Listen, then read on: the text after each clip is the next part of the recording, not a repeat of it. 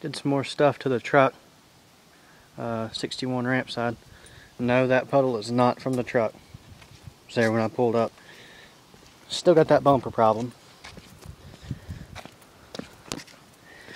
Remember that old clanky muffler I had? Well, I fixed that problem. Just a straight pipe. Just a 18-inch section of pipe, and then a little extra thing to push it down out of the way.